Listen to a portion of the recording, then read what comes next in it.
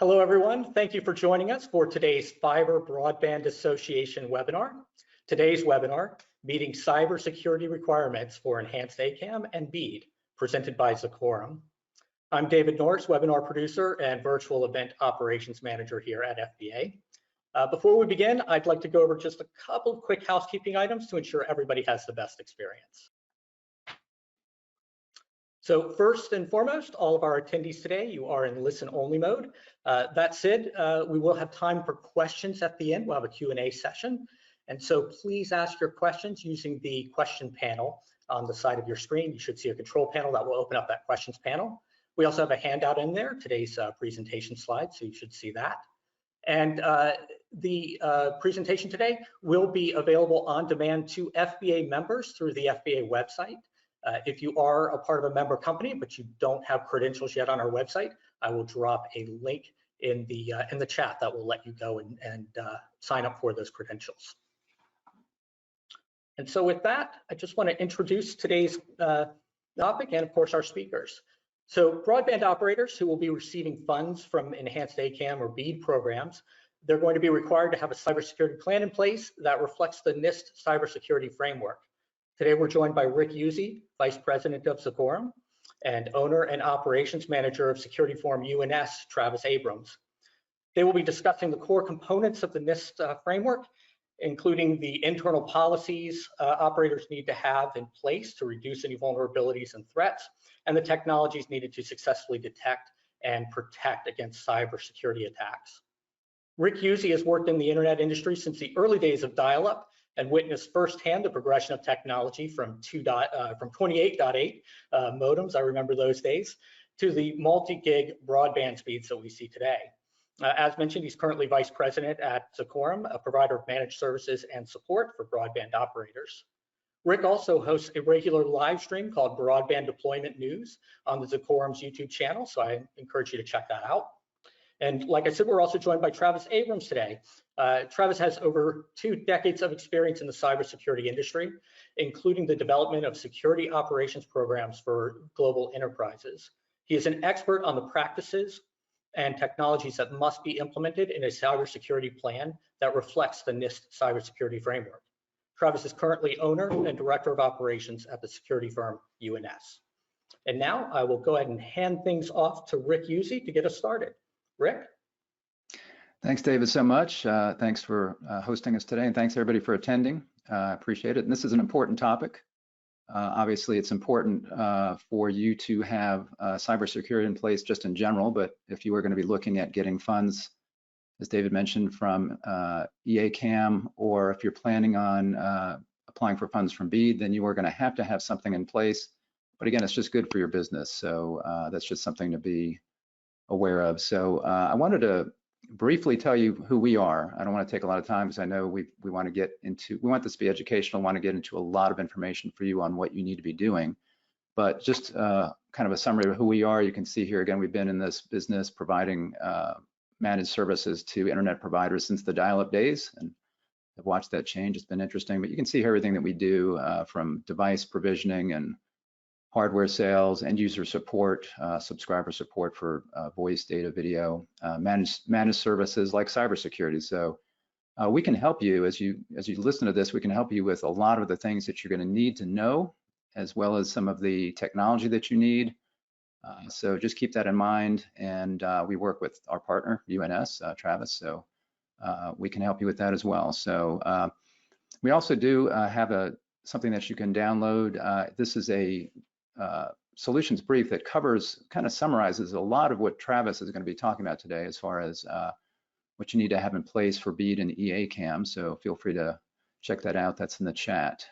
So I want to turn it over to Travis right now. He's going to tell us basically the agenda, what we're covering, and then go through some of these items. Travis, welcome. Thank you, Rick. And thanks everyone for hosting us today to have the opportunity to present to you. We're going to talk a little bit about what are security frameworks. For some of you, this could be new. We'll talk a little bit about the benefits, value of NIST, the cybersecurity framework specifically. So if we say CSF a lot, it's an acronym for that because cybersecurity framework can be a lot to say. We'll also talk specifically about the BEAD requirements. So exactly what do you need to be thinking about to be eligible? And we'll talk a little bit about deployment and implementation of these frameworks. What does that look like? Before we start, we have our first poll question. We have 2 of these. So we'd love to get some feedback from all of you on what are some of the reasons you have for improving cybersecurity. Hopefully it's not the last one, but again, we do want to get your feedback and maybe understand where you're at. We'll kind of pause for a moment, let that go. And that last one is interesting, Travis, because you know, quite often it's like if you have home security, a lot of times somebody doesn't get a home security system until they get broken into. You know, also I know having a home security system, I feel a lot better. You know, when I get home, knowing nobody has broken in, or when I'm sleeping, knowing somebody's monitoring the system. So yeah, absolutely. Nobody has. Fortunately, often you know, organizations do not implement, you know, effective controls or do things until after they've suffered the attack. And like most things, it's always going to be more cost effective to do that ahead of time, right? So instead of waiting until a cybersecurity attack to implement security, you should do it in advance. So we'll go ahead and go on to the next item. All right, and then here's some good results. So we could just mention on those. So 52% of you said you're really looking at applying for BEAD funding through your state. That's really your goal. The next highest one, 41%, or actually, sorry, 82% to ensure network business subscribers are protected. So that's fantastic. Yeah. Yeah, and then 52% for BEAD funding, 41% because cybersecurity is a need for business insurance renewal. And that's something. Is that something fairly new, Travis, where insurance companies are now starting to require that? Yeah, we've seen it for the last several years. It's becoming much more stringent. You know, like most insurance companies, they really don't want to pay claims, right? That's how they make their money. But yeah, we're seeing a lot more stringent requirements. They're really going to be pushing back onto the company's responsibility for maintaining, you know, certain levels of cybersecurity, minimum levels, if you will, best practices, so that they're less likely to suffer a breach and have to file a claim. And luckily, what we'll talk about today around NIST really plays right into that planning around cybersecurity insurance as well. But first, let's talk a little bit about security frameworks. You know, why are they important? For some of you, this could be the first exposure you've had to a security framework, and many organizations and types of industries have had to deal with this for a long time. So if you were dealing with credit cards, you had to be PCI compliant. Medical, they have to follow HIPAA. But often when you think of cybersecurity, the first thing people think of are you know, kids in a basement, or evil hackers in a third world country or somewhere else, or you know, a firewall or antivirus. But the reality is, effective cybersecurity is really all about people, processes, and your technology, right? So too often organizations will focus on the technology part while forgetting that they need the right trained people to be looking at events, responding to cybersecurity, helping to provide the guidance. Doesn't always have to be internal staff, but it can be. And then you have to have the right processes. So without developing a process around cybersecurity, your tools are really just point products. It's almost like throwing a dart, you know, at a dartboard and just hoping you hit the right spot. So you need to develop a plan, and that's exactly what a framework and what these different frameworks are designed to do. Is they're going to give you a roadmap and a guide and a plan on how to implement an effective cybersecurity program. Some frameworks require third-party certifications. So if you had to abide by PCI, or if you wanted to be ISO 27001 compliant, you're going to actually have to pay for someone to come in, do an official audit, and then sign off saying, yes, you are, you know, secure. Yes, you've met these requirements. The NIST Cybersecurity Framework does not require that. So that is a benefit. So it can help reduce your cost, but it doesn't mean that you can't really focus on being compliant and following the rules. So we'll talk more about that. So first, what is NIST? NIST is the National Institutes of Standards and Technology. It is an entity within the Department of Commerce, and that is the same group that will administer the BEAD program grants.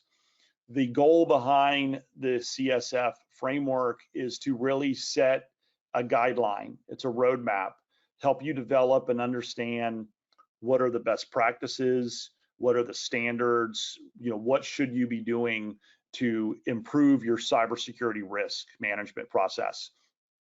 Even though NIST is a government organization, the cybersecurity framework specifically was developed for all industries. So it's not just for government. There are different frameworks by NIST specifically to government contractors. For example, they would have to follow CMMC guidelines. But for a private industries, which most of you probably are, the cybersecurity framework was designed for you and mine. The goal is to provide a common language. And so what do we mean by that? Well, when you're talking to your partners, when you're talking to government entities, your cybersecurity insurance providers, things like that, if you can mention, yes, we are following NIST CSF framework as our guide for cybersecurity, all those organizations are going to understand what that means. So when you talk about controls or certain areas of NIST, you're all talking about the same thing. So it's going to really help you to share and to show how you are developing your security program and managing that in a way that is going to be widely understood. Also, if any of you are doing work outside of the United States, this is a very recognized framework internationally as well. We do a lot of work in South America, and those organizations down there are all, again, familiar with cybersecurity framework. Many of them are using that as their guide as well. Also, by leveraging the cybersecurity framework, you're going to enhance your cybersecurity posture just by process of doing it, right? Just like if you started eating better and exercising and you're going to get more healthy as a result of that, following a framework, following CSF, going through the process is going to inherently increase the level of cybersecurity inside your organization. So it's just going to be part of that process. Again, some of the benefits. One is the common language. Again, as you learn about this, you learn some of the terminologies. These are going to be universal. Other organizations are going to understand them. If you talk to cybersecurity vendors and tell them what you're trying to comply with, they're going to understand. When you submit your security plan for BEAD funding, again, it's going to be that common language that everyone's going to understand and be familiar with. It's also flexible. So there could be areas within the framework that aren't relevant to you, and that's okay. You're going to be able to identify that, document that, and then move on. So you have a lot of opportunity to create the right program for your business following those guidelines. And of course, those guidelines are all aligned with best practices. So if you're wondering, well, should I be doing some new process? How should I manage onboarding of new users, new customers, things like that?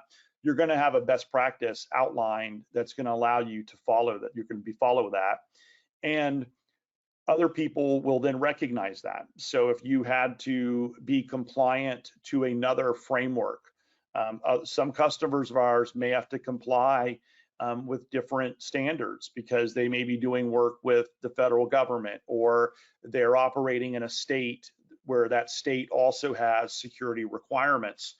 By following the NIST Cybersecurity Framework, you're going to align with many of these other frameworks. So any work that you're doing here will automatically translate into those other frameworks and be allowed to help you show compliance. That's, again, part of the flexibility and part of that alignment with best practices. It's going to allow you to collaborate together better, and of course, regulatory compliance. So like I mentioned, if you're in a state or having to meet other security requirements, this is going to all align. So for example, in our poll, many of you mentioned that you want to just have best practices to protect your subscribers and your customers. Well, following these NIST guidelines is going to absolutely allow you to do that. It's also going to go a long way into ensuring you can renew your cybersecurity policy at the lowest possible premium. Because if you're following the guidelines within NIST, you're going to meet those requirements as well. And then, of course, you'll also meet the funding requirements for BEAD and other things. So deciding on and having that overarching framework to guide you is going to allow your business to be compliant with multiple areas and really allow you to have a plan and a strategy. And that leads into the continuous improvement. For most of you, turning on and being compliant with NIST is not something you're going to do overnight. It's not a single action that you take. It is a series of steps, a series of processes, and it's really a journey, right? But having that guide is going to allow you to prioritize your resources. What are you going to focus on first? What do you have in place that will already meet the requirements? And then how do you build and grow your business? So for many, this could be a multi-year journey through that process and allow you to have continuous improvement when it comes to cybersecurity. Right now, there are 5 core components of the NIST framework. There is a 6th coming called Manage. We won't talk about that year yet because it's not quite clear everything that'll be there, but just think about, for right now, you really need to focus on these 5 areas. The first one is around identify. So you cannot protect what you do not know. So the focus of identify is to allow you to really understand what you have and what's important to your organization. So what assets do you have? Where are the devices at? Where is your sensitive data? What is your core systems that you are required to have in order to function and provide your service to your customers? So really it's about understanding your environment, where everything's at. Once you understand what you have, you can then start implementing procedures to protect it. So that could be ensuring all of your assets have an effective next generation endpoint security product. It could be moving data to a centralized location so that it's better protected. It could be creating procedures so that when you have new hires or when someone leaves your organization, you're managing the onboarding or offboarding of those credentials correctly. So protecting could be everything from implementing a technology product to implementing a process or a procedure or a policy within your organization. Once you're able to protect the data, now you can start focusing on, how do I detect activities in a timely manner that are attacking me?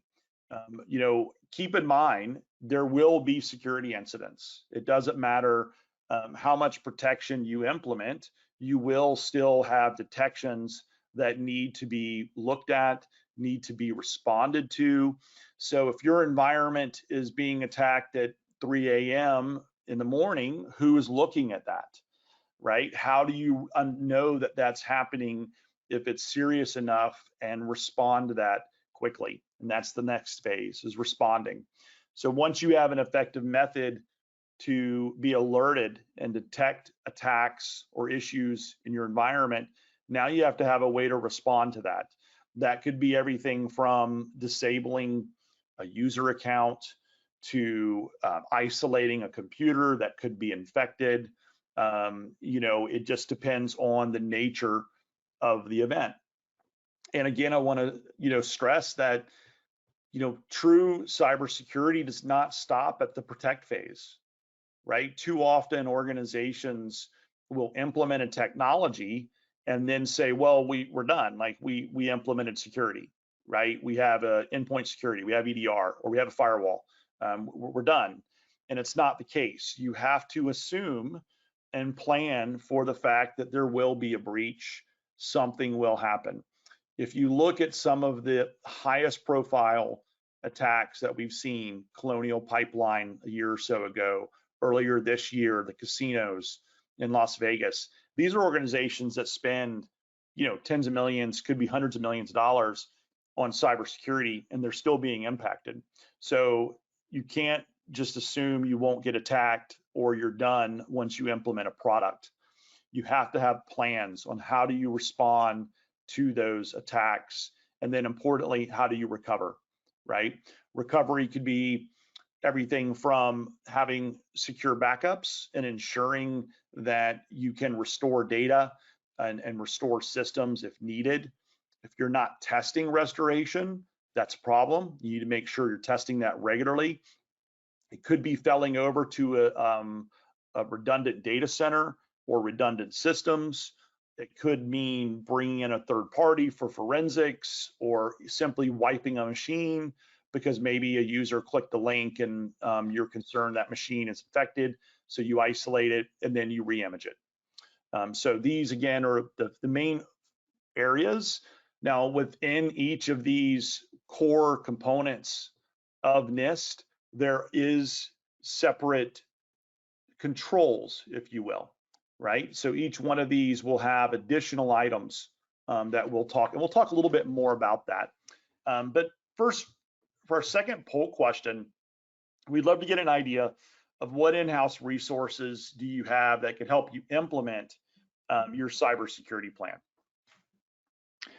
Hey, Travis, while they're completing that, a couple of points. You mentioned people. It's not just technology, people. And I think it was the MGM Grand where it was somebody that had basically done phishing or vishing. They did it through voice, and they got an IT employee to give them access because they pretended they were an employee through their LinkedIn account. They found information. So training has a lot to do with it as well, right? And it's not just onboarding, but making sure everybody knows what's important. And I think you have to do that ongoing, correct? Yeah, absolutely. I mean, you have regular ongoing cybersecurity training. We generally recommend, monthly type emails and like phishing type training. But then you really need to have regular training just on best practices and really new threats, right? Your employees want to do the right thing, right? Nobody wants to be the person that clicked the link that compromised the company. Yeah. But we've got to help them be better, right? And the way we do that is by continually educating our employees, not just through the regular phishing emails that people send, right? But through, true education, little webinars, and it could be 10-minute little snippets of, hey, here's recent things we're seeing that in the industry, and we want you to be aware of that, right? So those are the items that we really want you to think about. So quick results of the poll, 67% have your IT team that is going to be helping develop your security team or your security plan. And then 29% of you have a dedicated security team. That's great. And then 2% for the guy who fixes our PCs. We should definitely have a conversation. And we do not have any resources at this time. And luckily, nobody said, what's a security plan? So that's great. Yeah, and I think that's common, the IT team, because they're working with the networks and the equipment, but I think one of the challenges there is just having time to focus on networking stuff and then also cybersecurity, right? Yeah, I think there's a couple of challenges there. One is resources, right? So if your same IT team is already kind of at a maximum bandwidth and, having to manage IT and services, and now you're throwing cybersecurity on top of them, many of them will be excited to do that, but will they truly have the bandwidth to focus on it, right? Yeah. So a lot of our customers have good developed IT teams. A lot of them have small cybersecurity teams, right? And we're still able to provide that augmentation and assistance to them. The other item too, I would caution people to think about is if you have an IT team, sometimes their goals of IT can be counter to a dedicated security team. And so what I mean by that is, if you have a person who knows he's going to get yelled at because the website's down, he is going to be more likely to get that website up at all costs, potentially compromising security or having lax security in order to make the system available. So if you think about it, IT is focused on availability. They want the systems to be up and running and people be able to do their job and do all of that. And so sometimes that focus on availability can put security on the back seat. And as a security team, we want to make sure, yes, things are available, but we can't necessarily, compromise security always just to have a system up and running. Yeah, kind of going along with that, quite often the purpose for a DDoS attack is to take your eye off the ball. So they try to take your network down, hoping that your IT team then focuses on that, and they miss the fact that they then are trying to go in the back door with some kind of a security hack, right? Absolutely. And I'll tell you one last thing too on this topic is, we do a lot of penetration testing, and I can tell you that a lot of times, again, IT is focused on how do we make it simple to manage all our systems, right? Well, a single password for all our service accounts, that makes managing IT simple. That is a security catastrophe potentially, right? Because you only need to compromise one machine, now you have the whole environment. Yeah. So you need to make sure you have balances in place. I know not all companies are going to be able to have a dedicated security team, that's fine. But just make sure you have a way to balance how you're managing your IT team when they're focused on both availability and providing service as well as cybersecurity. Okay. All right, so let's talk a little bit specifically about BEAD funding and some of the requirements around NIST and what you need to have. So this is taken directly from the documents on the BEAD funding that lay out what is needed. The first item there is the subgrantee has a cybersecurity risk management plan, the plan, that is either operational or ready to be operationalized, right? So operational, you've already got it covered, right? Some of you that have a dedicated security team may be well on your way to meeting those requirements, right? You have a plan, you have some processes, you're kind of there. Ready to be operationalized, right? You can implement it quickly prior to providing service. So what that means though is you can't wait until you're approved for the grant or ready to start laying fiber or turning on service to have a plan.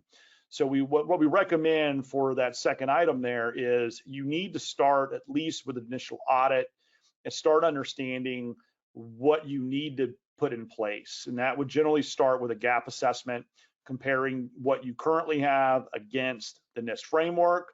So now you can at least have an understanding of, okay, what do we have in place today that is compliant, that we have a plan, but then what do we need to do and implement and have that documented and ready to go. My understanding from reading some of this is that some of the funding from BEAD would be able to be used to help procure certain services, technologies, potentially things like that for your cybersecurity plan. So again, you need to have that initial audit done so that you can understand where you have the gaps, where BEAD funding would potentially fill some of that, and how you would use that. So you don't want to wait, of course, until you're ready to go and suddenly now you're having to do everything. So we do recommend getting the process started, at least understanding where you're currently at before you apply. The second item is around the NIST supply chain risk management. We'll talk about that. It is a separate guide from NIST, but it does roll up into the cybersecurity framework very well. So it's not like you're going to have to do a lot of work separate from focusing on the cybersecurity framework, but there's been a lot of issues with cyber supply chain risk management. What that really means is, so if you remember the SolarWinds breach, this was a major breach a year or so ago where the bad guys gained access to SolarWinds to their update process. So what happened is whenever your SolarWinds environment would update, it was actually downloading malware and backdoors. And so the bad guys had compromised the company, they had compromised the update process, and now whenever that software updated, thousands of customers were immediately compromised with backdoors, and ultimately some of the largest organizations in the world were compromised. Government, Microsoft, a lot of companies. So you would need to have a plan around how you're handling, software updates. Again, understanding what you have, that identify phase will be key to this, and then being able to plan for that. Also, you need to be following the latest version. That's not generally going to be an issue for most people, but that goes into the third item there, which is the plan will be reevaluated and updated on a periodic basis. Again, this is from the requirements for BEAD. So we recommend an annual, audit, if you will, to make sure that one, you're following the latest version. So think about bullet 2. If you don't do a audit periodically or reevaluate it, how do you know if there is a new one out? And you need to be following the most recent version. 2, when events warrant. So again, we recommend an annual audit. This can be, it's not too cumbersome, but you're reviewing where you're at compared to the framework, identifying any gaps, kind of reasserting the plan.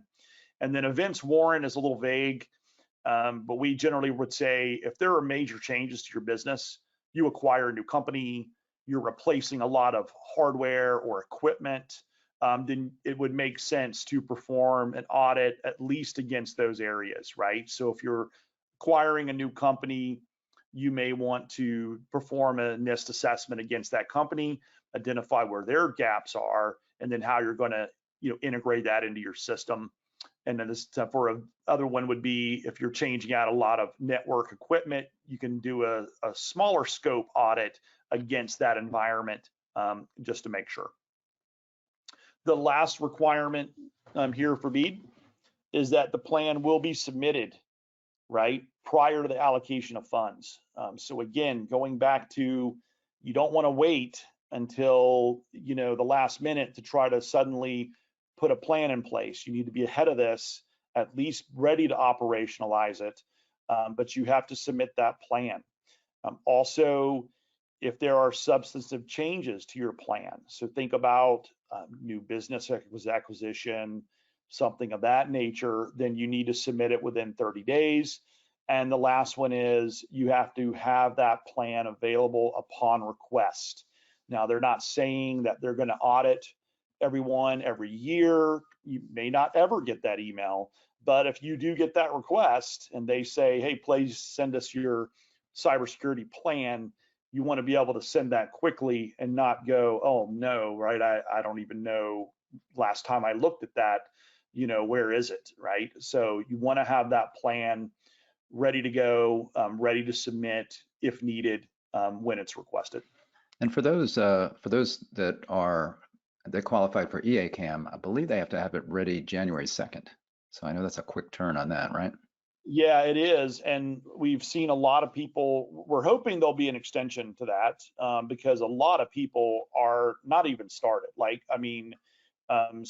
yes, you are right on that. Hopefully, again, maybe there'll be an extension on that, a little bit of leeway because so many organizations we've spoken to are pretty far off from that. Okay, so I'm not going to read all of this, but I just want to touch on and kind of show you what I was talking about earlier. Within each of these 5 areas are subcategories, and this is just a sampling, so this is not the extent of it, but you can get an idea of what it looks like beneath each of these. So underneath identify, again, you have asset management. So are you effectively managing all of your devices, systems, personnel, data. Do you have all of that documented? Do you have a written procedure for that? Do you have policies in place on how laptops are shipped to people, for example, right? Simple one. Under Protect, you have things like we mentioned earlier, Rick, awareness and training. How are you training all your personnel and your partners, right? So what are they doing to understand cybersecurity and your requirements, not just your internal personnel? And then detection, if you think about that, you're looking at continuous security monitoring. How are you looking and monitoring your cybersecurity events? How are you making sure that your controls actually work, right? So if you're not seeing security events, is that because no one's attacking you or because your tools aren't detecting them, right? So you need to test periodically. That can be done through penetration testing, vulnerability assessments, things like that. But you have to be able to, detect these events and continuously monitor for threats in your environment. And then, of course, the responding and recovering, aspects of that. There are separate, areas beneath that. Some of these specific controls will require a written document, like a policy or a procedure. We have templates for all that we could help with. Others will just require some evidence, right? So it could be, yeah, here's proof that we have, endpoint security in place, right? The high level process for implementing is really prioritizing the scope first, understanding what is relevant to your organization. Once you do that, and you can start understanding your current posture and risk management practices. So you really need to kind of understand where you're at today. You then kind of create that baseline. Once you have a baseline, you can really have a risk assessment. And then now you can identify, okay, what's my desired state? Once you have that risk assessment, you'll know where your gaps are. And then your business team can start putting together a plan. What are we going to accomplish this year? What's our budget for this? What staff do we have? Who's going to work on it? And you would then start implementing those plans. And again, this is a circular process. You're going to continually assess where you're at and adjust. For many of you, again, this could be a multi-year plan to meet every requirement in NIST. It's not going to happen overnight, and that's not what they're expecting from the BEAD funding. They understand that, but they are expecting you have a plan and have a process of how you're going to, over time, increase your cybersecurity and increase your security risk management. A high level of how we can help. There are multiple ways we as an organization help our customers. A simple example would be our SOC services. This is a security operations center. It's manned 24/7. We have a team of talented engineers that will collect logs, identify threats, monitor continuously, provide that next-gen endpoint security, all of that you need. And just by implementing that SOC, these are all immediately the areas that you're going to be able to check off and show proof and have compliance with. Now, of course, we have other areas we can help with the initial audits, things like that. But this, again, is a quick example. So again, for some of you, you may have a SOC in place. That's great. You're going to automatically be able to meet many of these controls right away by having that. So that's what you'll need, and that's an example of how one type of technology and process and procedures and people can come together to immediately allow you to be compliant with certain controls. Okay. And then just again, high level, we are a full managed cybersecurity shop. We can provide full services around threat management, basically all the areas that you're going to need help with to not only protect your subscribers, as you mentioned, but to also get BEAD funding and also be compliant for cybersecurity insurance. So at that, I'll turn it back over to Rick, to you or David, and we'll see if there's any questions. just want to let everybody know that if you have interest in this, and David, maybe I'll send you something to put in the, maybe I can put it in the chat. If you're interested in this, you see our website address there is ecorm.com, and if you go up to the top of the menu there under products and services, you'll see cybersecurity, so you can find us there, and we'd be happy to discuss with you, just have a meeting to discuss with you your situation. And I think it's important to know that we can help you in a lot of different areas. So if this seems overwhelming to you, having us kind of in your corner there would make a big difference. So it's going to be much less expensive to work with somebody like us than to try to build a team to do all of this. You may have the resources to do that, which is fine, but if you need assistance, we can help. So do we have any questions, David? So we do. We have several questions that came in. The first question, we'll start with the simple ones. What is the first step in creating our cybersecurity plan? Yeah, that would be what I would recommend as an initial audit, right? So you need to understand where you stand today, and that is done through using like a gap assessment or a NIST audit. It's generally a questionnaire type audit, right? There are some tools we can use to gather some data too, but it's more of an interview process. Do you have this in place? Do you have that? And then we're able to give you a very clear roadmap of where you're at today, what you have already in place that'll meet the requirements, and then what you have as far as gaps. Great. Let's see.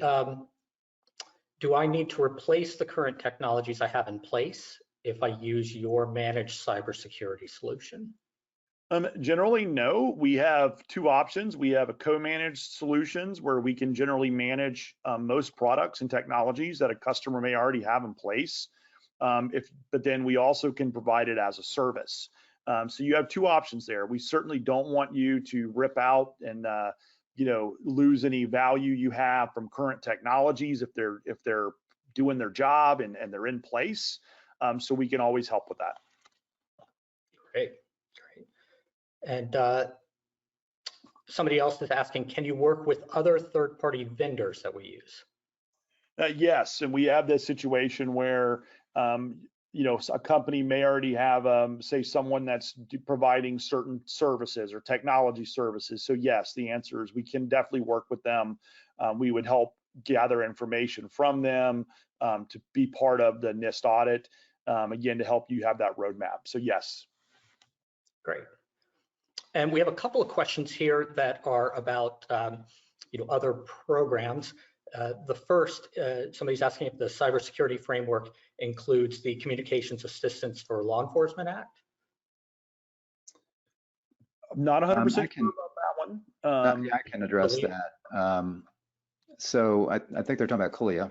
Yep, so no, CALIA is a separate requirement for internet service providers. So I think since 2005, every facilities-based internet service provider has had to have CALIA in place, which is basically saying that you have the ability, if the FBI knocks on your door and they have a CALIA request, that you can then respond. And it's different from a subpoena for logs, for example, where they want to know where somebody, email logs or IP logs. It's basically saying that you're going to have the ability to set up a live intercept of somebody's broadband data.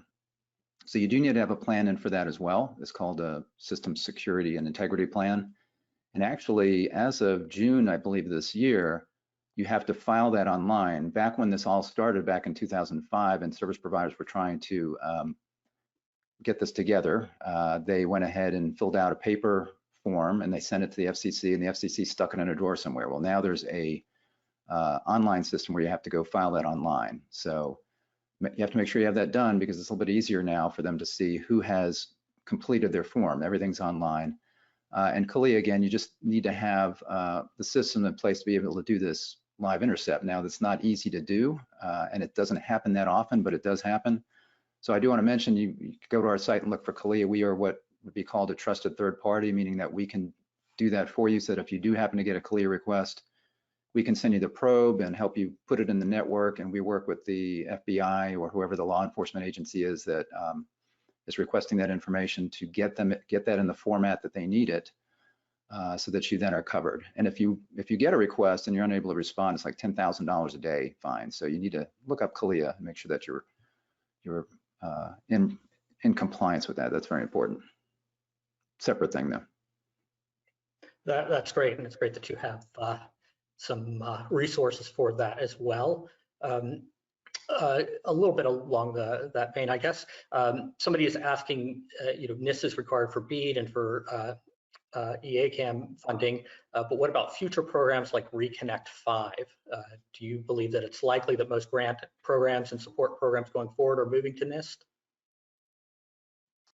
Yeah, what we would expect is, I would assume, and it's safe to assume on this one, any government requirement that comes down is going to be following a NIST framework, right? Now, again, there can be sometimes different frameworks. So like if you're a government contractor, you have to follow CMMC, but many of those controls map directly to cybersecurity framework. So go ahead and implementing the cybersecurity framework, even if there were slightly different changes or slightly different items, you're going to be well on your way to being compliant with any of those requirements that come down. Yeah, and I think they tend to, if something's working, they tend to then do the same thing. So that's why, for example, with the BEAD program, they had the cybersecurity requirement. Now E-ACAM, managed different department, FCC, USAC, I guess, same thing. So they want to look at the same kind of framework. I think we'll probably see it being NIST for most of those. See, going on to the next one here. So somebody's asking if there are templates that are available so that they can be sure that their plan contains everything that's required for CSF. Yeah, there are. You can go online. It's kind of hard. Like you can go online to NIST website and they even have information for you that you can find. It's a little overwhelming though, right? So one thing we do recommend is like, we have a portal we use. It's a tool, great product that will simplify the process.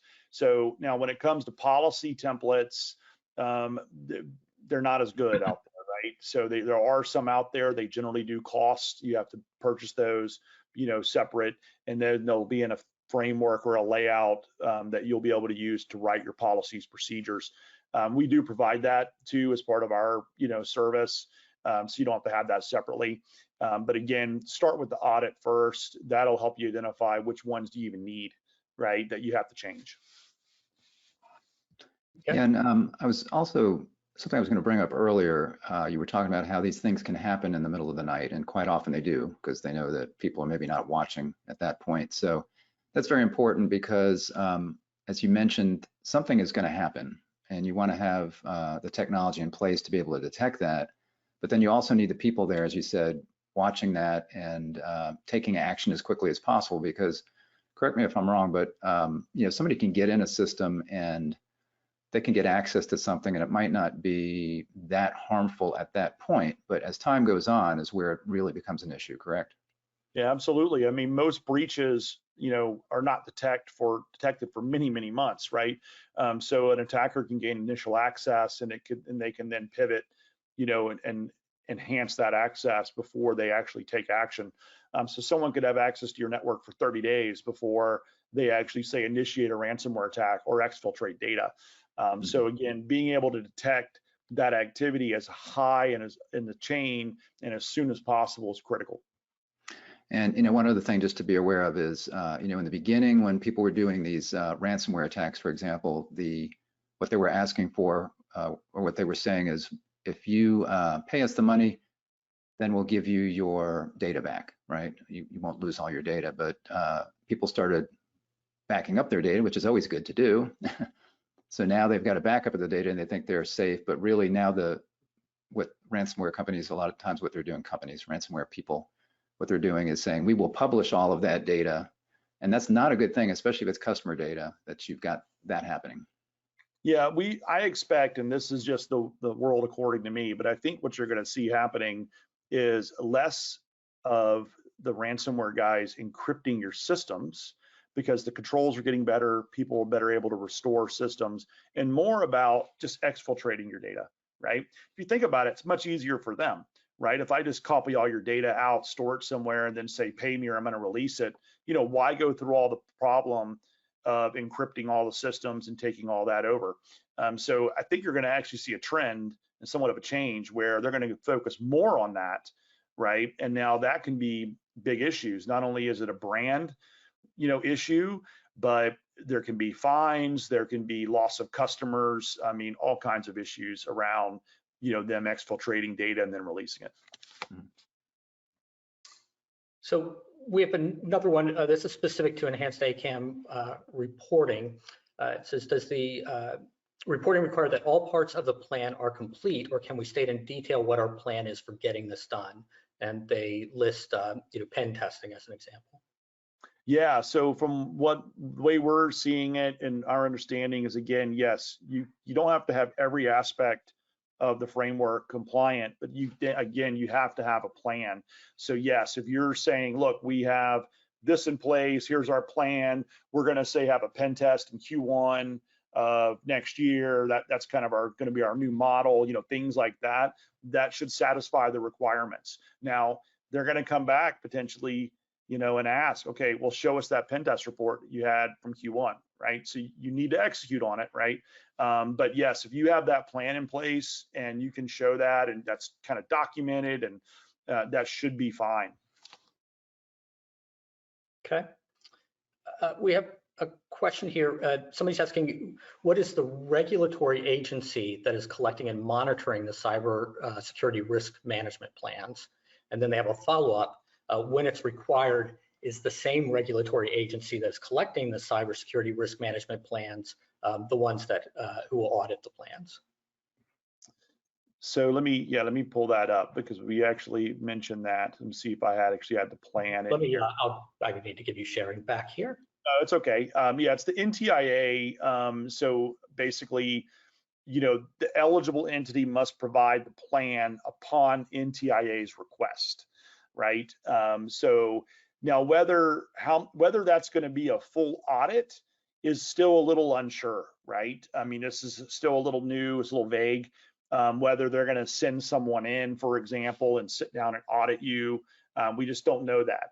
I think part of that's going to determine how well is your plan developed and what does that look like. That will then determine that. Okay, and we've got one more here too. Somebody's asking what's involved with the audit. They would like to know if there's costs associated with it. Yeah, there is a cost associated with it. What it is usually, the process is usually, again, more of an interview process. So it is, we would generally request copies of any current policies, procedures, things like that first. We'll kind of review those. We can apply those to the specific areas of the controls so that we can say, okay, you have a procedure for this one's met. Then what we'll do is sit down and, again, usually through an interview process, could be with one person or different people, kind of depends on the organization, and really just kind of go through a question and answer process. And we'll basically go through all of those controls, understand exactly, where you're compliant, where you're not. If you say yes to something, we're going to probably ask for evidence. So if you said, yes, we have, endpoint security in place. Okay, great. Prove that, right? That could be a screenshot. It could be, a automation sync to that system, things like that. And then you'll be able to have a full, area gap, if you will, of what you need to work on. And then from there, you can start developing your plan, assigning tasks to different people within your organization. Of course, there's areas we can help with as well for that. Okay, and this one's a little specific here, but it might be a good opportunity to talk about the structure of what's actually required. It says, if I'm about to move our server stack to the cloud, should I wait until that's done to begin this process? Not necessarily, right? If you're moving a lot of your, systems, controls, things like that to the cloud, that should be fine. Again, you just got to balance between whether you should move now and acquire that new technology, or does it make sense? But as long as you're moving to the cloud, while you're doing that, you are, meeting the requirements and the different security controls and processes and policies. I would say do it. That could also give you a really good opportunity to go ahead and implement those new controls and new procedures and technologies while you're doing that move. So I wouldn't say to stop that migration. I would say just make sure that you're implementing what you need to as you do the migration. All right, we've got two more here that are related. The first one just mentions the supply chain risk management slide that you brought up, and wanted some clarity on what was meant by subgrantee. The subgrantee, as far as BEAD goes, would be the internet service provider. So right. That would be who the state would grant the funds to. Okay, and then the follow-up here is, must the subgrantee service providers provide to the NTIA or the state a copy of cybersecurity plans or other documents? Well, for BEAD, again, my understanding with BEAD and the Notice of Funding Opportunity is that the state needs to attest that the subgrantees have a cybersecurity plan in place.